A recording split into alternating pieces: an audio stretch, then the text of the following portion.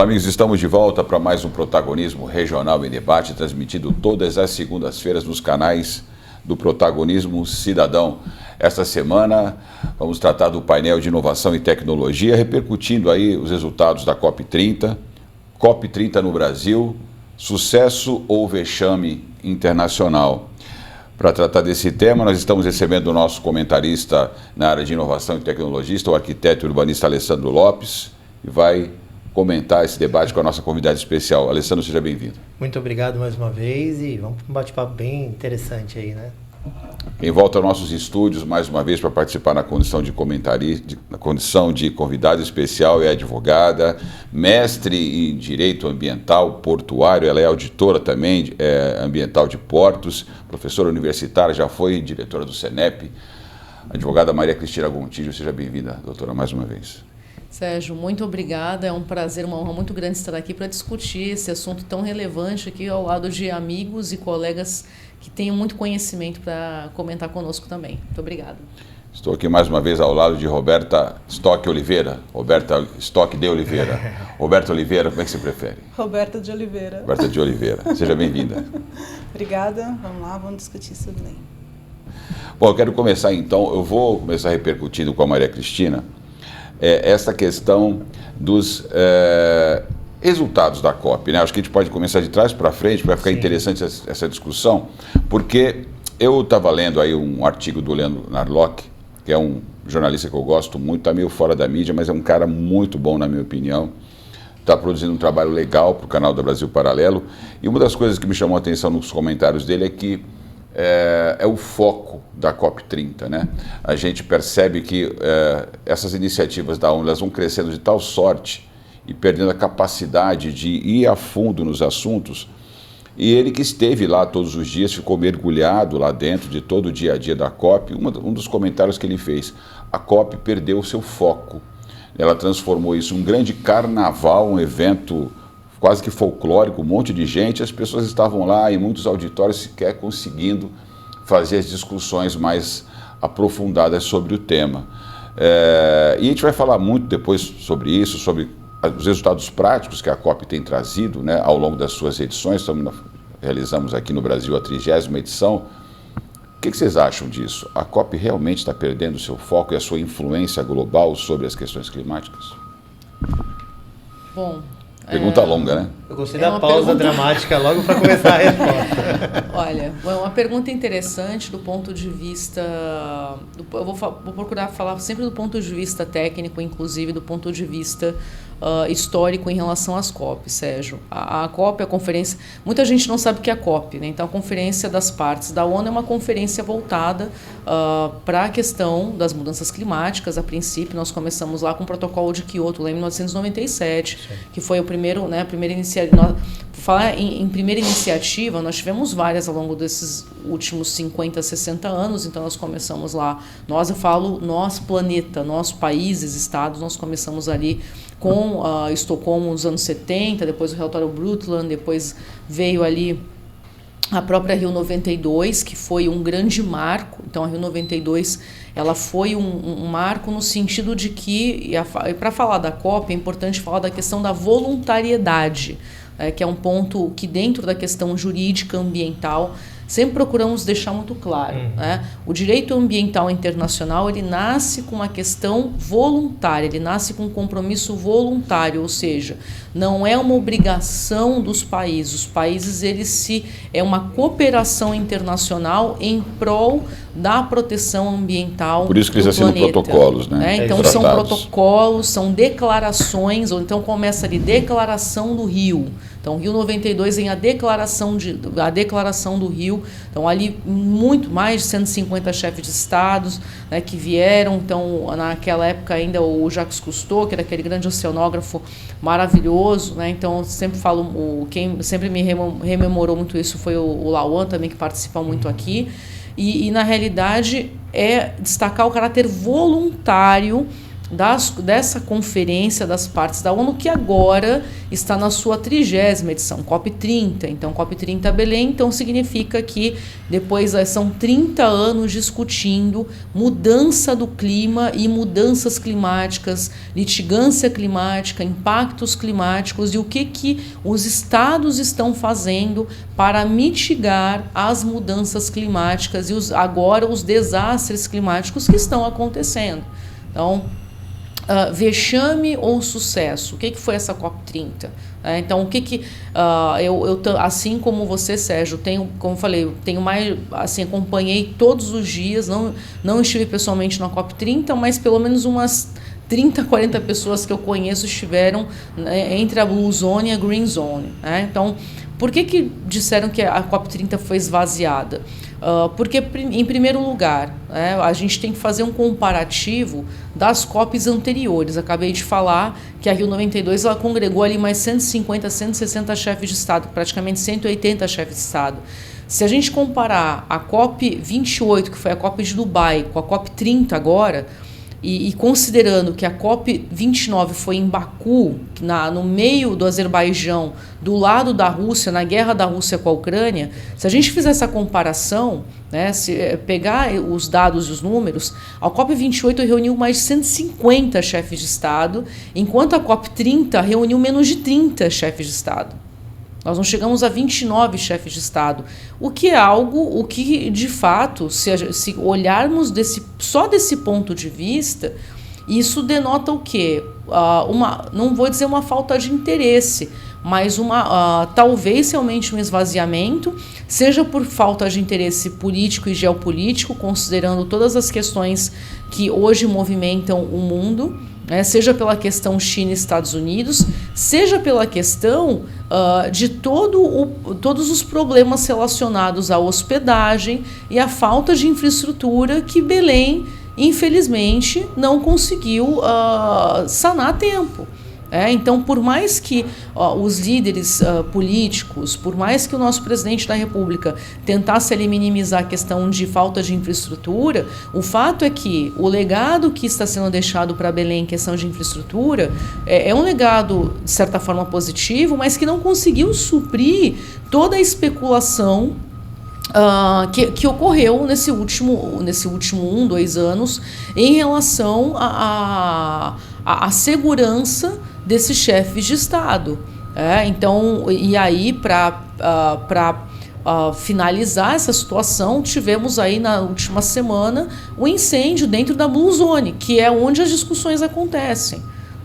Então, dizer que houve um esvaziamento é a lógica, porque se na COP28 foram mais 150 chefes de Estado, com todas as delegações, na COP30 nós não tivemos nem próximo aí de 40% disso, com certeza, aqui eu estou traduzindo em números, tá? Eu não vou falar aqui da questão de uma participação maior dos brasileiros, porque isso aconteceu, mas para iniciar a nossa discussão, eu estou traduzindo em números aqui. Então, os números traduzem de fato que não foi uma COP que correspondeu às expectativas no sentido não só do compromisso dos países, mas também as expectativas de atendimento de infraestrutura e expectativas de fecharmos um acordo real.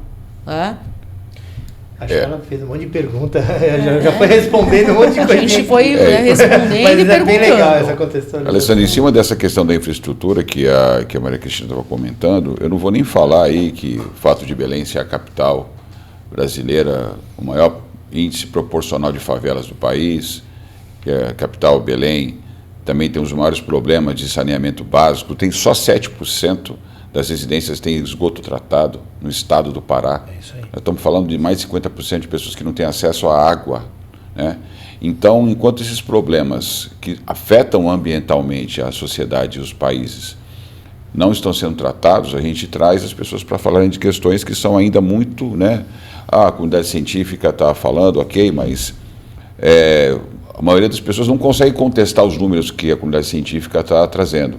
Agora, a questão do esgoto, você está vendo ali que o esgoto está sendo lançado em nascentes, nos rios, o problema dos resíduos, nós temos esses problemas que são gritantes.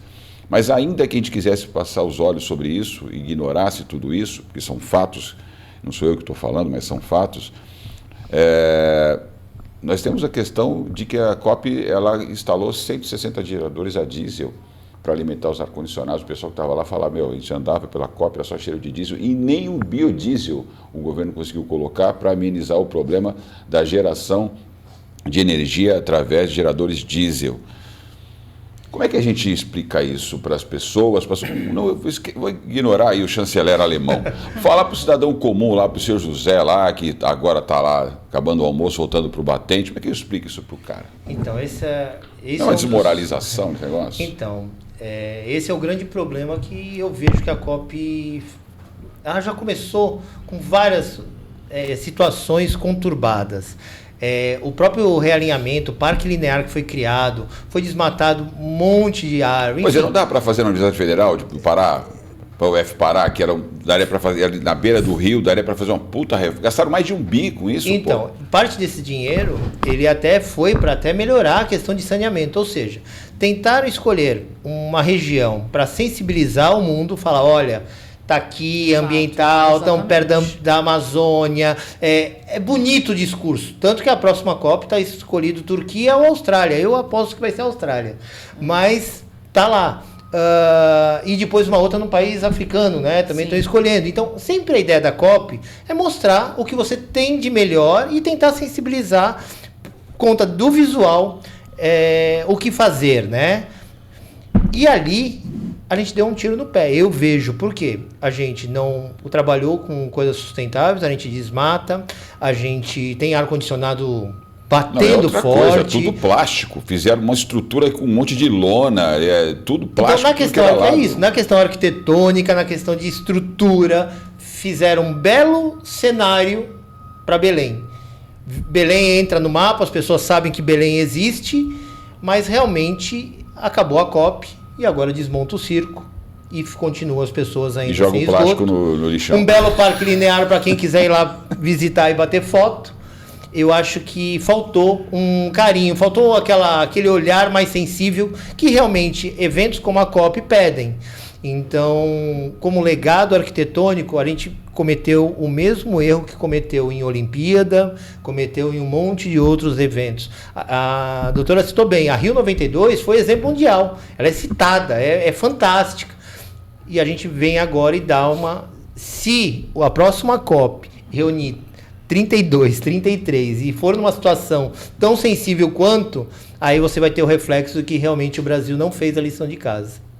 Eu acho o seguinte, né? Eu estou aqui fazendo meus comentários, mas se a questão era sensibilizar as pessoas para as belezas da Amazônia, daria para ter feito aí uma missão específica com chefes de Estado e cientistas dentro do Brasil. Faria aí um dia depois, ou sei lá, 4 dias depois do encerramento, ou antes de abrir a conferência, num local que tivesse condição de receber as pessoas, porque eu acho que isso, assim, o Brasil já tem uma imagem tão degradada no exterior, então isso a gente perde muita, ainda mais, fica mais desmoralizado do que a gente já está ainda. Mas se cabe assim, fala. Não, imagina, pode falar primeiro, depois eu faço algumas colocações. Eu não consigo ver isso com naturalidade, gente. Então, não consigo. O que acontece é o seguinte, e aí eu ponho um pouco de culpa também no que foi mostrado pela mídia.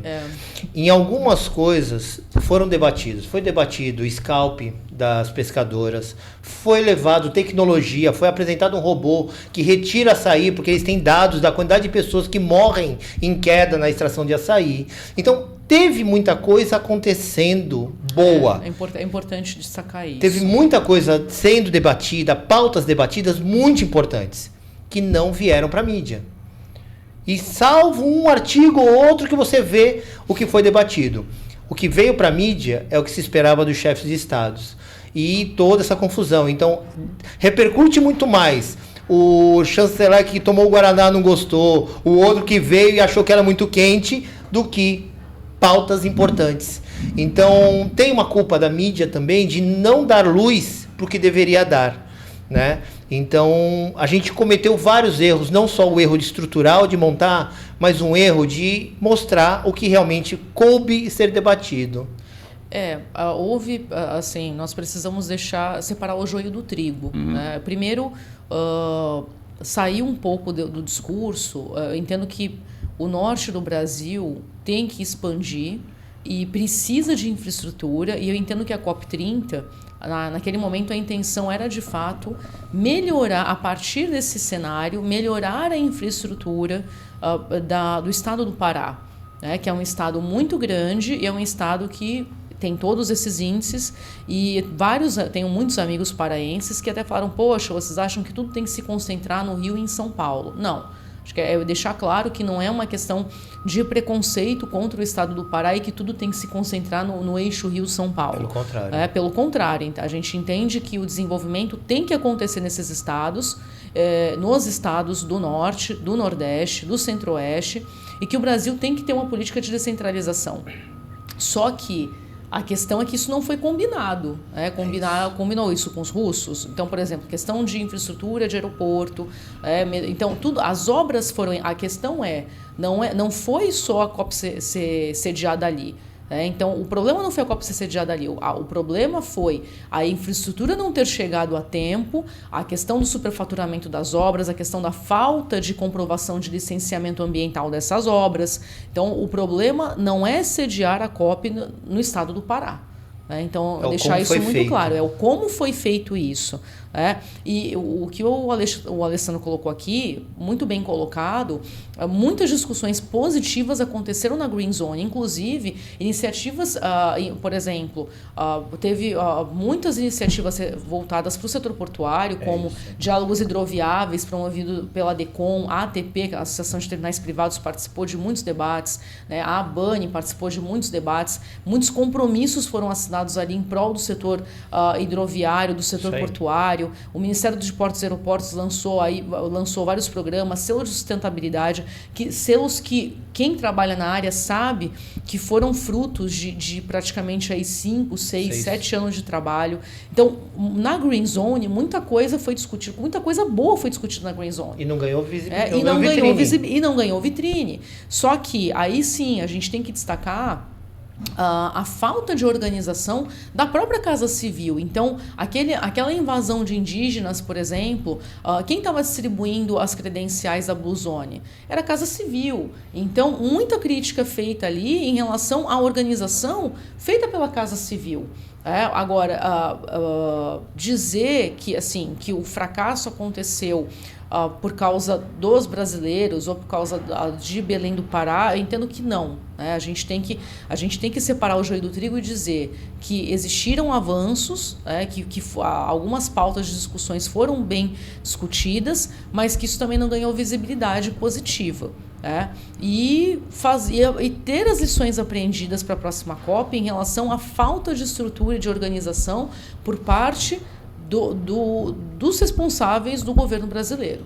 Para quem está acompanhando aqui e não sabe, é bom sempre traduzir. Casa Civil, que a Maria Cristina está falando, seria o gabinete da Presidência da República, onde são tomadas decisões de ordem política. Quer participar, Roberto?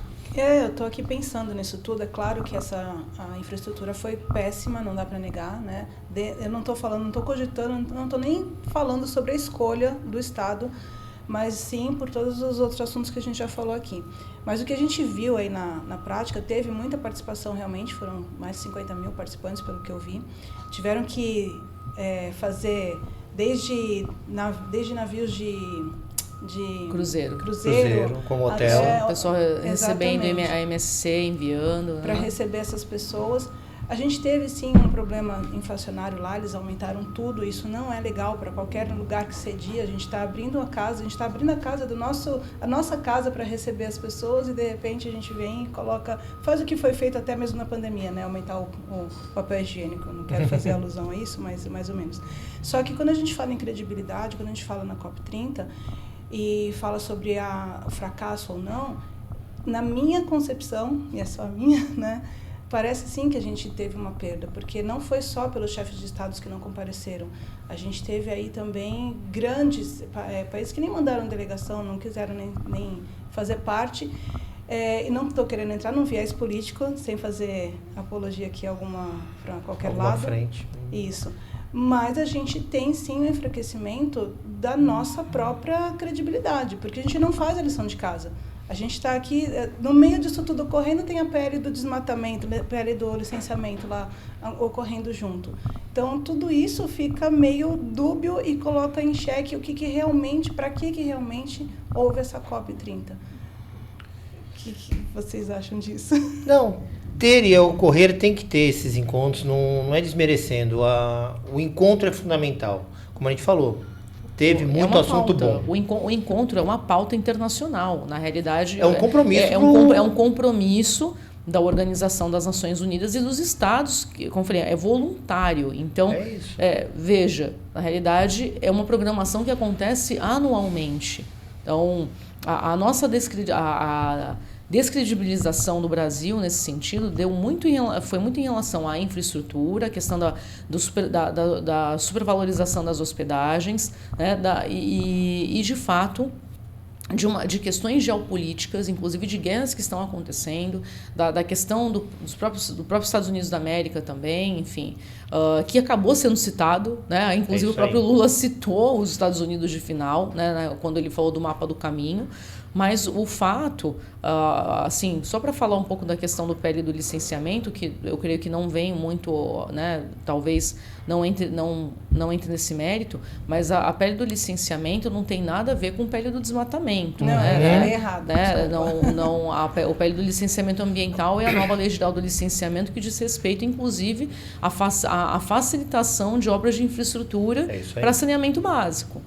Então, mas é isso, eu destaco muito o que o Alessandro comentou aqui. A mídia, ela também não ajudou nesse sentido.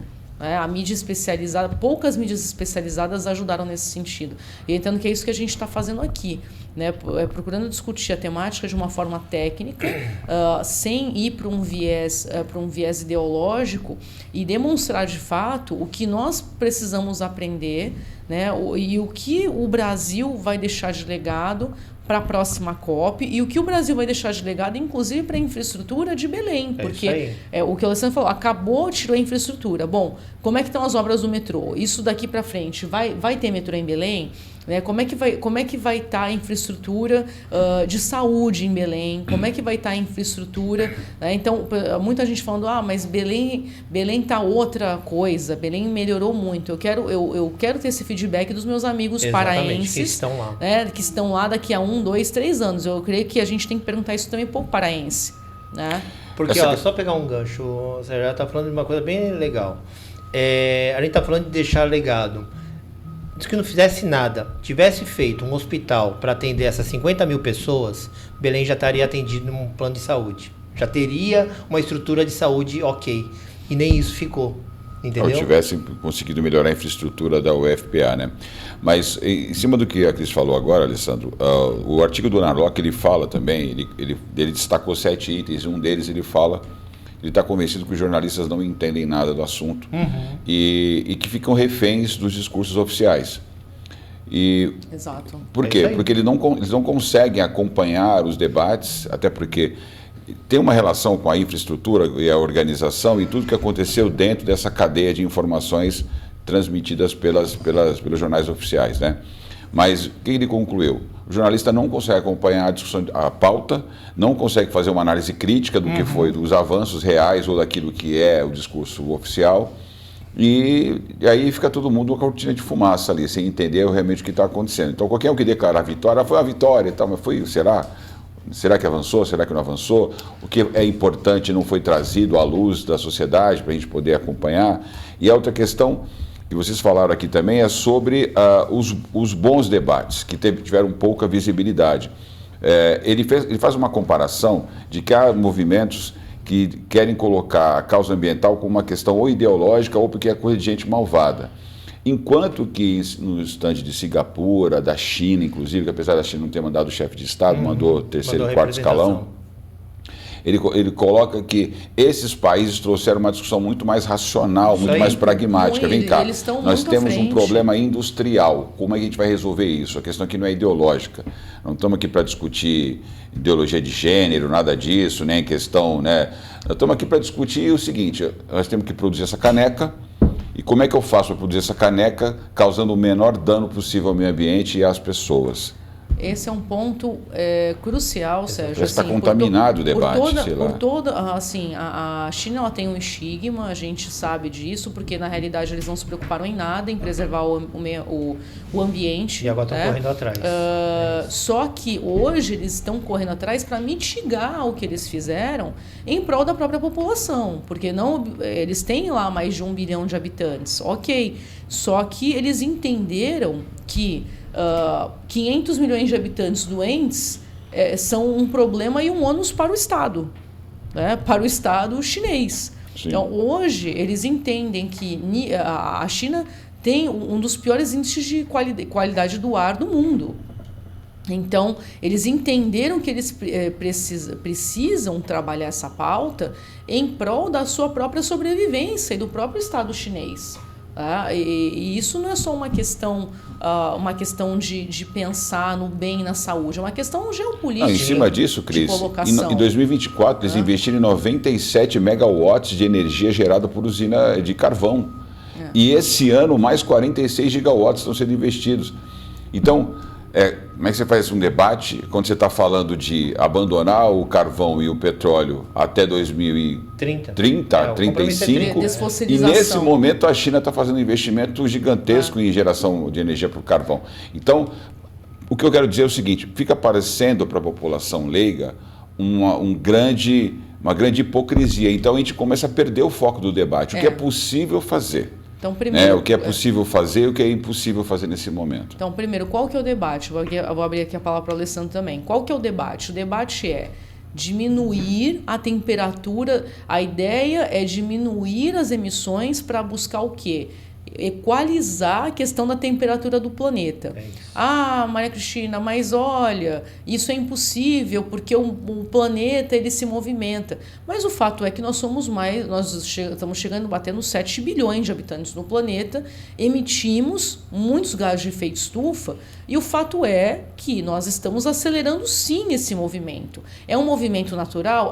Mas a era dos dinossauros, houve um meteoro, houve também... Tudo bem, o planeta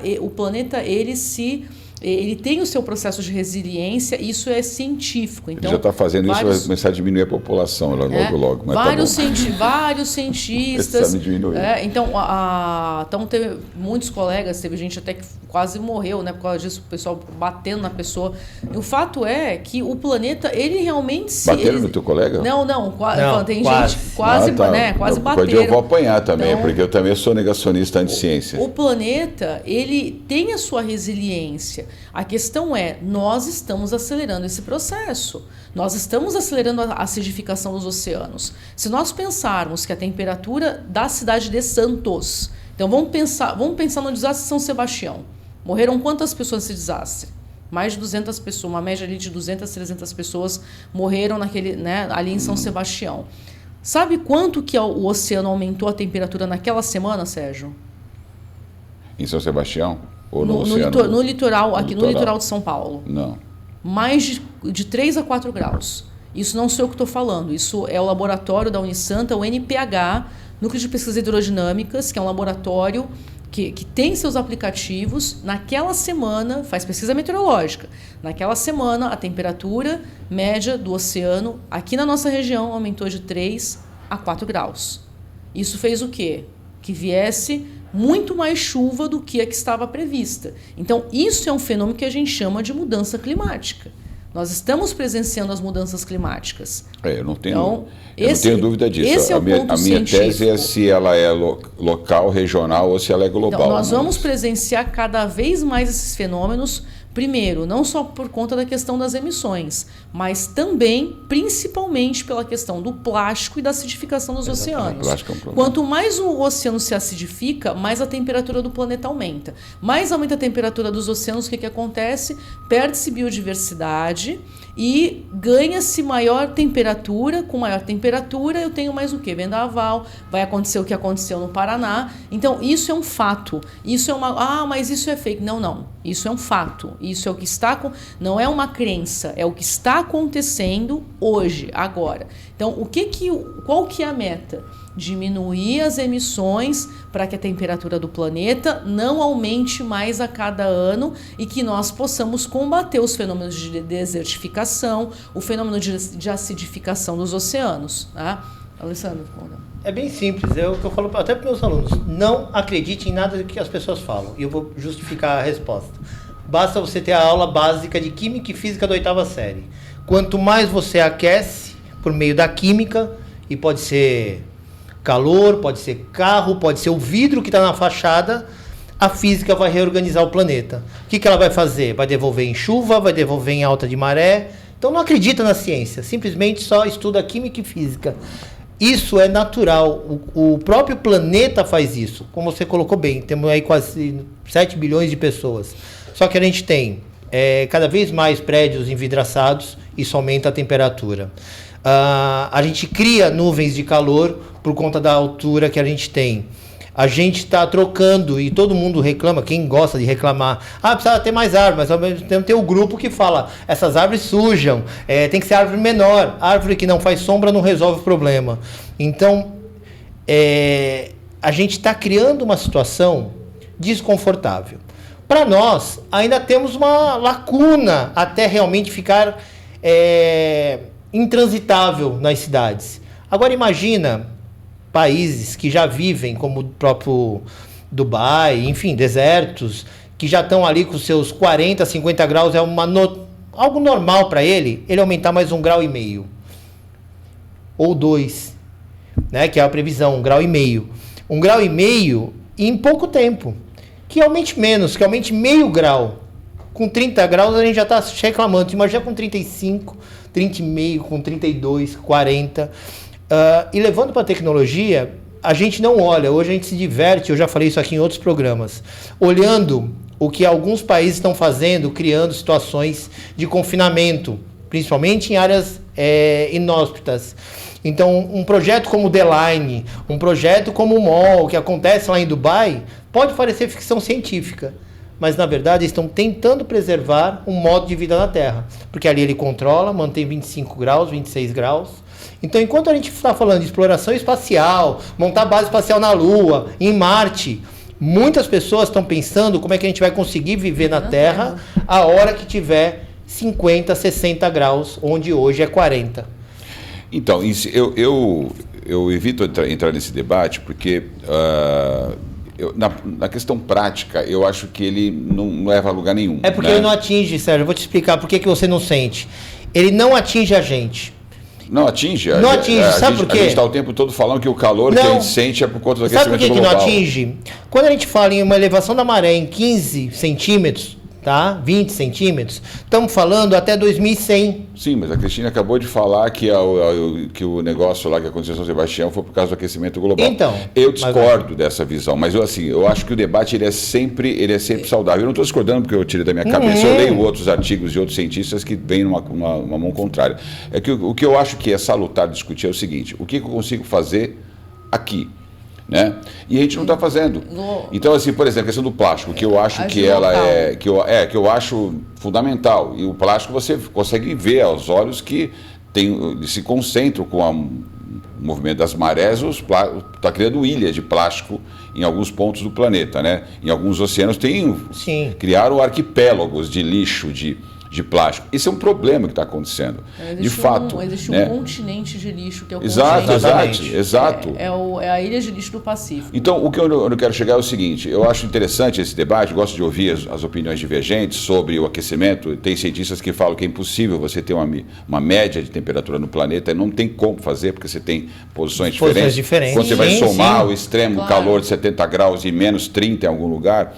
Então, o que você vai ter de média, ela não traduz a realidade desse aquecimento. Mas, enfim, onde eu quero chegar é o seguinte: quando a gente faz um debate muito etéreo, muito abstrato para o senso comum, a gente foge da possibilidade de resoluções que estão no dia a dia das pessoas, que impactam, de uma certa forma, na qualidade de vida, por exemplo, quando eu falo a questão do destino de resíduo, quando a gente fala, por exemplo, no urbanismo mais inteligente, quando eu falo na necessidade de a gente preservar uma proporção de áreas verdes em relação à área construída, tudo isso é o dia a dia das pessoas. Então, na melhor forma de você fazer o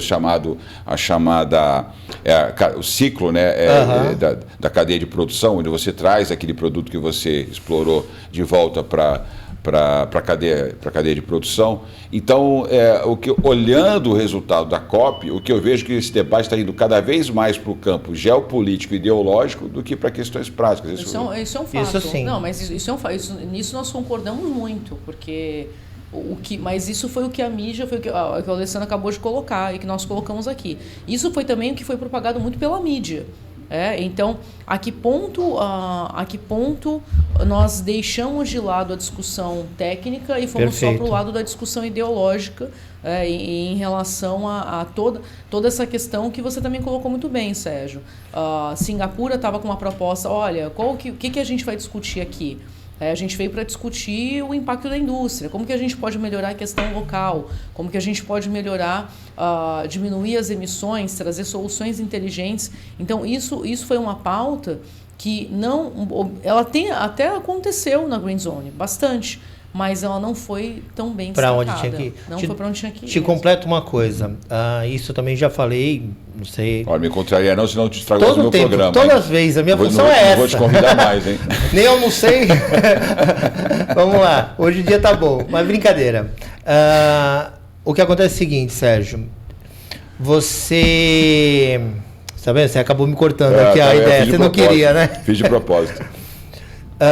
Quando você cria pautas que são aparentemente distantes, como é que você traz aqui para a realidade do dia a dia? Você primeiro tem que convencer as pessoas a comprar aquela verdade, e isso a gente não consegue. Aí você vai trazer para a questão do governo, tá? A gestão vem e faz projetos ótimos. Vamos lá, vamos pôr piso drenante, vamos pôr o plástico na cadeia produtiva. Opa, calma aí, isso virou negócio. Hoje você não vê mais latinha jogada porque você mal terminou de tomar, tem alguém do teu lado, porque aquilo virou moeda de troca. Vou ter que pagar tudo? Será que todo descarte agora eu vou remunerar por causa de equilíbrio? Então, assim, hoje o ambiental, e desde que ele surge com essa cabeça de moeda de troca, né? Alguns países é mais fácil você implantar uma cultura. Te dou um exemplo. O Brasil perdeu o protagonismo, é isso que eu ia falar e você vai gostar. Quando ele solta o pró-álcool. Lá atrás, quando ele soltou o pró-álcool, era para o Brasil ser protagonista até hoje nessa questão da transição. Porque hoje, você conversando com ambientalistas, é muito mais palpável e eficiente um biocombustível de qualquer coisa híbrido com elétrico. Tá? Porque não adianta eu ter um carro elétrico se a minha produção de energia é hídrica. Ele perde esse equilíbrio da sustentabilidade. Então, Alessandro, dentro desse exemplo que você está dando, eu quero te trazer uma outra questão que eu acho que completa o que você quer dizer, que é o caso de Cubatão. Cubatão, a gente vai fazer agora a primeira edição da Raízes e Rotas com Cubatão na capa, né, destino cultural. E aí a gente está descobrindo quanta coisa foi feita em Cubatão, ações locais. Cubatão, que era a cidade considerada Vale da Morte.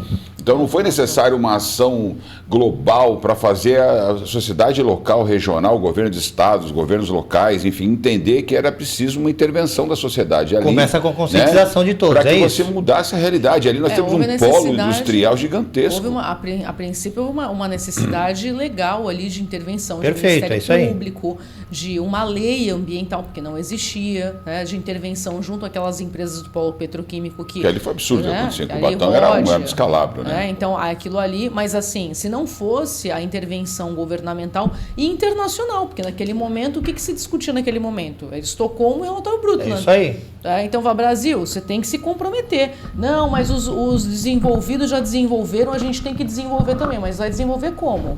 Cara pálida. Então, matando todo mundo, nascendo criança anencéfala. Então, mas foi necessário uma medida. Foi necessário o quê? Um mecanismo de comando e controle. Se não fosse o comando e controle naquele momento, onde nós estaríamos agora?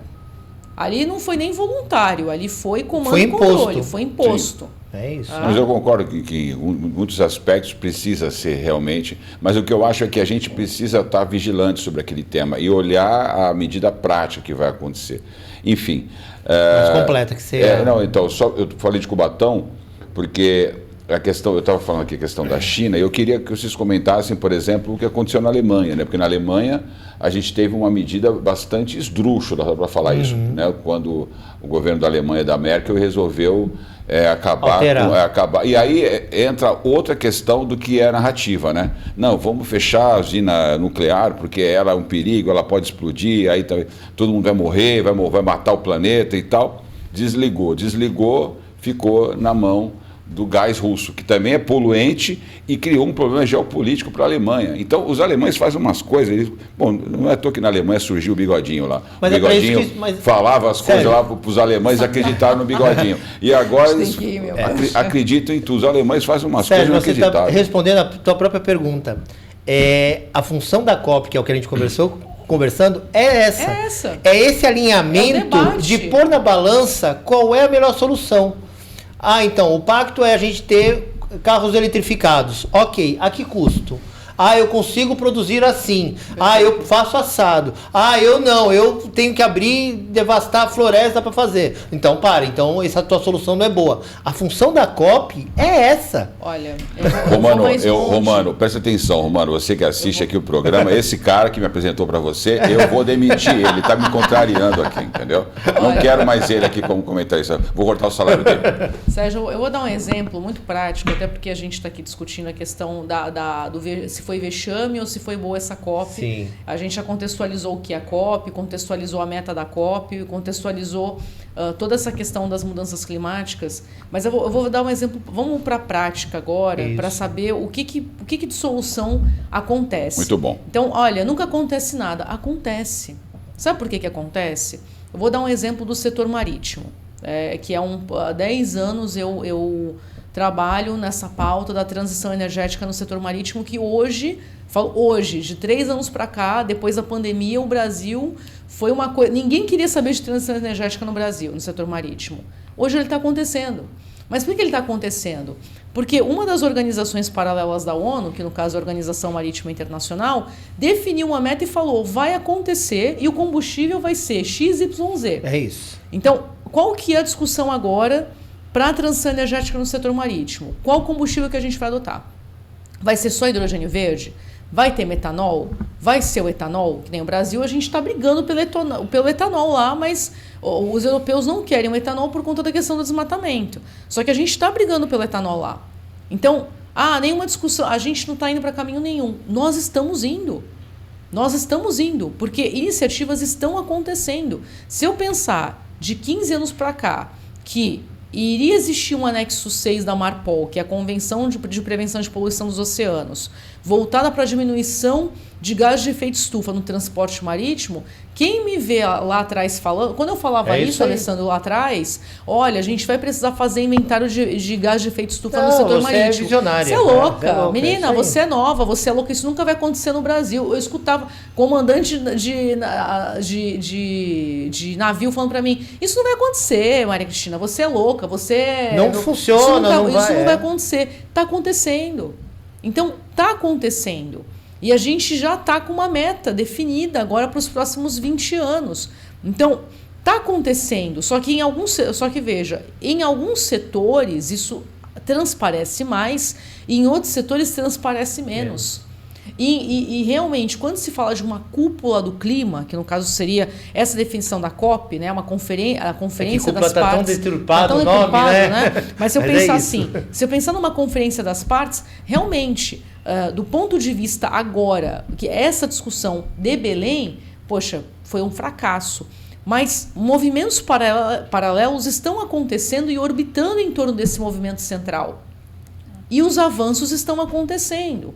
Falando de avanços, a gente vai conseguir tirar aí do papel esse TFFF aí, que não é no bom sentido. O TFFF é florestas para sempre e tal, que o governo está lançando. Como é que ficou? O que vocês têm de informação sobre o fundo? Veja, fundos já existem. Exatamente. Eu entendo que tem muita coisa que foi populismo Tá? Então, se a sua intenção era essa, então tem muita falácia, teve muita falácia nesse evento da COP30 de Belém, e como eu falei, teve coisa boa, mas teve muita falácia. Tem muita coisa ali que foi solta no ar só para fazer o quê? Para gerar mídia, é isso aí. Para gerar mídia. Alessandro, por favor, eu jogo para você agora. Não adianta. Cada vez mais a gente vive os 5 minutos de qualquer rede social. E um corte bem feito, uma fala bem colocada, uma foto bem posicionada, repercute muito mais do que realmente eles foram fazer. Então a China falou que não vai dar o dinheiro, 1 bilhão, o Brasil vai dar 1 bi. O Brasil fez uma conta de padoca, falou assim, eu dou 1 bi. G20, cada um. Teve um acordo que foi assinado na padaria. Cada um dá 1 bi, a gente já levanta 20 bi dos caras, pô. Mas, Sérgio, isso é igual qualquer solicitação. Ele passou o chapéu. Necessariamente eu não preciso participar desse chapéu. Passou. Eu posso ter a ação de pegar e falar, olha, o meu país ele vai colaborar com ciência e tecnologia, mas eu não ponho 1 centavo. É voluntário, não é então, obrigatório. Olha que interessante, depois desse rolo todo mundo falou da questão do alemão, do ministro da Alemanha, mas ninguém falou que o Brasil perdeu a oportunidade de ter 1 bilhão de euros por parte da Alemanha. Então, como eu falei, aqui eu deixo bem claro, teve muita falácia e muito populismo. Os fundos já existem, a questão é como administrar esses fundos. Porque não adianta eu falar, quero lançar esse fundo. Eu já administro bem, o Brasil já administra bem os fundos que já existem. O Brasil, ele administra efetivamente o dinheiro que já vem de outros fundos. Quando se fala em crédito de carbono, em preservação de floresta, a gente já tem aqui no Brasil, a gente tem CPR Verde, que é um título maravilhoso para preservar floresta, que é a cédula de produto rural verde. Já a discussão em torno do RED Plus, em relação ao crédito de carbono, em relação à preservação de floresta, a gente podia ter trabalhado muito melhor a questão do RED Plus nessas discussões. Então é isso. E aí, o que vai dar a preservar o fundo das florestas para sempre? Eu, particularmente, entendo que a gente já tinha que ter trabalhado melhor em outros mecanismos e não ficar lançando outros fundos. Então, fica a minha crítica também. Sérgio, você gosta de exemplos, vou cutucar você. Imagina que você é chefe de Estado, você está lá na COP. E aí eu falo o seguinte, que olha, eu já tenho o início de estudo de energia eólica, e aí você olha pro lado de fora do galpão e vê tudo com diesel, com gerador diesel. E eu falo, eu preciso de 1 milhão para ampliar o meu projeto de eólico. Tu vai dar dinheiro? Tu não vai. Não está dialogando. Agora, se eu falo, olha, a gente não tem nada, a gente pretende desenvolver um projeto de energia eólica aqui em Belém, eu quero 1 milhão seu. Tu vai falar, realmente, os caras estão aqui tudo improvisado, eu vou dar 1 milhão. Então, o jeito que é colocado, e isso aconteceu toda hora lá na COP, o jeito que foi colocado o discurso, ao mesmo tempo que ele fala uma coisa, ele mostra, de repente, exploração de petróleo na cabeça do Amazonas. Do jeito que ele fala... E isso, para quem está com dinheiro, o cara fala, não vou pôr. Não, vou pôr. Então, como é voluntário, ele fala, não, cara, então, olha, te jogo com ciência, te jogo de outra forma, eu te ajudo de outra forma, te mando mão de obra especializada. Eu vou colocar aqui, assim, eu até entendo, você quer comentar alguma coisa? Nós estamos indo para o final, porque assim, eu não queria encerrar sem comentar isso. Eu sei que é um assunto delicado que eu vou falar agora, porque... eu estou 282 programas já, e é raro, quando eu entro nesses assuntos, a gente conseguir se aprofundar, por N razões aí. Mas vamos lá.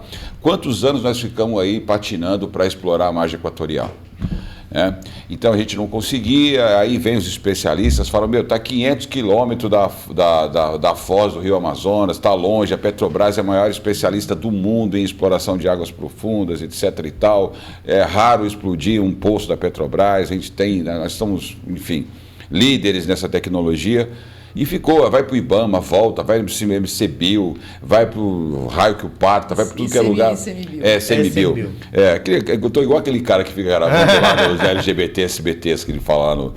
Então, cara, aí o que acontece? Você vai ao povo miserável, você não tem investimento, você não tem desenvolvimento.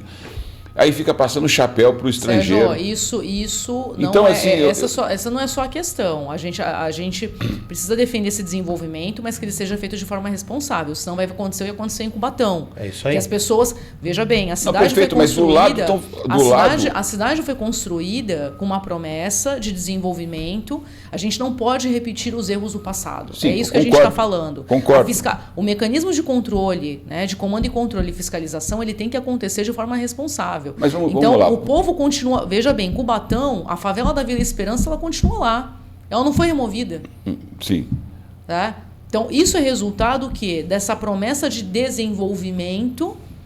Então, a gente precisa entender... Nós precisamos desenvolver, sim, de forma responsável, receber o nosso dinheiro dos royalties, mas sem... Nós precisamos equalizar o discurso. Eu não estou nem falando de royalties, eu estou falando realmente da indústria, da cadeia produtiva do petróleo. Então, mas veja porque bem... nós estamos discutindo, por exemplo, os africanos vieram no Brasil, eles defenderam o Brasil, porque eles querem explorar o agronegócio, a área de mineração deles, e eles estão no tal sul global, e o Brasil fica jogando contra o seu próprio negócio, que é o agronegócio. Então, a gente não consegue ter uma aliança em torno da nossa...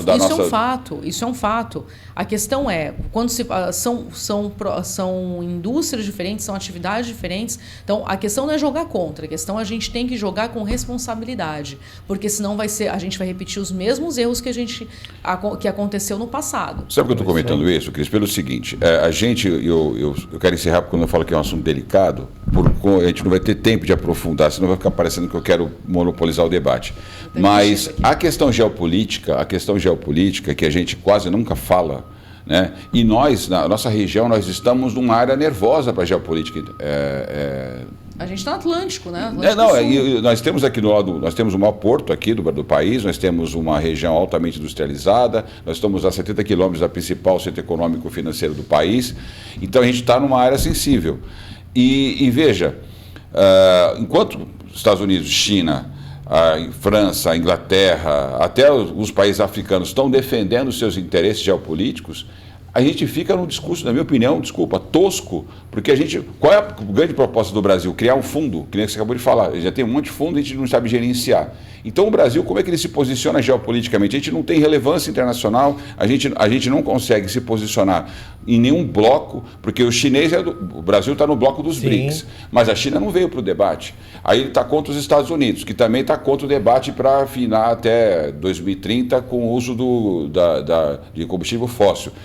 Qual é o posicionamento do Brasil? Não, nós queremos manter a floresta para sempre. E, gringada aí, dá dinheiro para nós. Eu acho isso, eu não estou querendo diminuir a importância do debate, eu só acho que o Brasil não tem um posicionamento geopolítico claro. E o Brasil também não dá exemplos de como ele resolve os seus problemas domésticos. E se nós tivéssemos investimento para você criar tecnologia, eu acho que nós teríamos uma posição de destaque muito maior. E a questão da infraestrutura foi só um exemplo gritante que a gente teve aí. Desculpa meu desabafo, mas eu fico realmente... eu fico irritado. Eu até evitei ler muito aí. Robertinha, desculpa aí, viu? Monopolizei o debate. É porque eu estou muito próxima aqui, eu sou a primeira a apanhar. Ela está ouvindo aqui os gritos aqui. Eu sou a primeira a apanhar. Fala um pouco aí, eu estou falando, monopolizei essa bagaça. Eu queria só finalizar com essas notícias boas que tiveram lá, né, das soluções que não foram faladas, e até pedir aqui para o povo comum, assim como eu aqui, onde que a gente pode ver essas notícias boas, porque a gente sabe que a imprensa não vai noticiar, a gente não tem notícias boas, né? Não tem um noticiário como é noticiário de boas notícias, não existe isso. Para a gente poder procurar mesmo essas coisas, quem está assistindo a gente. Eu acho que realmente é procurar, porque, como a Cris falou, vai aparecer gradativamente. Daqui a pouco vai falar, isso aqui que está acontecendo foi discutido lá na COP. Mas, como foi fora da zona realmente da cúpula, eu acredito que cada cientista é que vai estar trazendo à tona o que acertou de acordo. Que legal. É isso. Né? Não vai ter... A Cris está até com medo que eu estou esbravejando aqui. Sérgio, não, na realidade, Sérgio, o seu sentimento é um sentimento muito do brasileiro mesmo. É isso. que está no meio desse fogo cruzado e o sentimento do ser humano que quer ver uma mudança efetiva e que não vê essa mudança por conta de pessoas que deveriam zelar pelos interesses do país e que estão zelando pelos seus próprios interesses. Então isso é o sentimento, é o desabafo de um cidadão que quer ver o país desenvolver de forma sustentável e quer ver um resultado.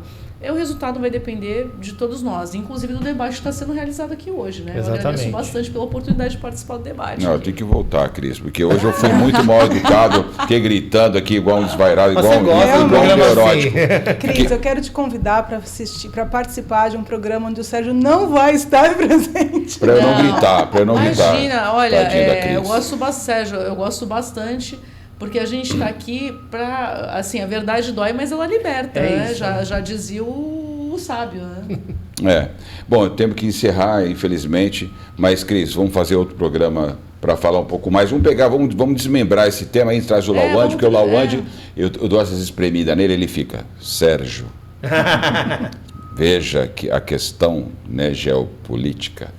Um abraço para você, porque ele já vai mais centradão assim, entendeu? Ele vem super centrado. Exato, que é o sócio da Cris aqui, é o nosso oráculo aqui do Protagonismo Regional.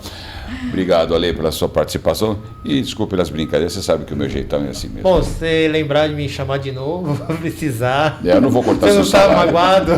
Se ele não chamar, eu chamo. Tá bom, então. Mas foi ótimo mesmo. Muito obrigado pelo convite. O Albertinho que manda na pauta aqui, eu só venho aqui só falar bobagem. Maria Cristina, muito obrigado pela sua presença, é uma honra ter você que é uma figura tão competente, uma advogada tão requisitada pelos seus clientes, pelos teus alunos, veio aqui prestar um pouco da sua sabedoria para a gente. Imagina, Sérgio, sabedoria se constrói com referências como vocês aqui, então eu honro bastante, já é uma parceria de longo tempo aqui que a gente tem com Protagonismo e entendo que sempre é muito bom a gente discutir essas pautas e construir algo que vá para frente. O bom é isso, é saber que olhando lá para trás, né, se a gente pegar 2, 3, 4, 5 anos atrás, as discussões que a gente está tendo aqui frutificaram. É a semente que a gente vai lançando e conte sempre comigo aqui no programa, viu? Minha agenda não é tão assim. O primeiro programa que ela fez com a gente aqui, né, era aquele sofazinho, estava falando sobre os perigos da região industrial aqui e tal. Participou até um engenheiro nosso que trata com essas questões. Então é uma honra muito grande estar aqui com vocês e estamos prontos para as próximas aqui. Muito obrigada, minha gratidão aqui. Um abraço a todos. Queria agradecer principalmente a Maria Cristina por lembrar que o progresso lento também é um progresso, né? Com certeza. Você trouxe aí pra gente que coisas que foram acontecendo, que começaram lá 10, 15 anos atrás, agora a gente consegue ver, então a gente não vai conseguir ver todas as coisas que a gente quer, mas saber que a gente está caminhando para um lugar um pouco melhor é mais animador. Pra gente vai viver, pelo menos para mim, vou ver muito, né? É isso aí, obrigado a você por acompanhar o nosso programa e mais uma jornada do Protagonismo Regional em Debate, transmitido todas as segundas-feiras nos canais do Protagonismo Cidadão, que tratou hoje no painel de inovação e tecnologia a COP30 no Brasil, sucesso ou vexame internacional. A conclusão é de vocês depois da participação dos nossos especialistas. Muito obrigado, você sabe que no Protagonismo Regional é assim, aqui o governo é você, até a próxima semana.